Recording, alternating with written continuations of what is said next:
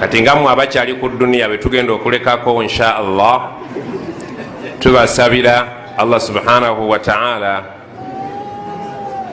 obusiraamu bugende mumaaso nga buyita ku mikono gyammwe n'egyabalala. fe olubimbi olwaffe tululimye, tubadde ku mulembe ogutaliko tekinologiya, ngaebiseera ebisinga obungi tubimala mu qur'ani, ngaebiseera ebisinga obungi tubimala mu dalasa na adhikaari.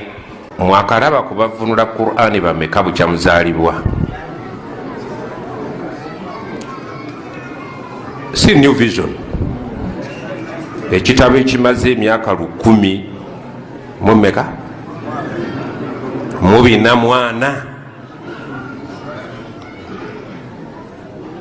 bwenjogera nti ndi omukubo oba ndi namba 2 mba neyogeddeko bubi. bwobotunira omutwe gwange tegujamu ebyo.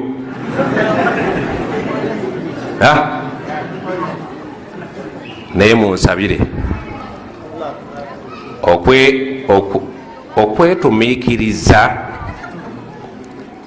ekitabo ekyo si kya muzannyo. nensaba allah akkirizaako kembangudde ansonyiwe kemba nsobodde okwogera nga katuufu akakkirize.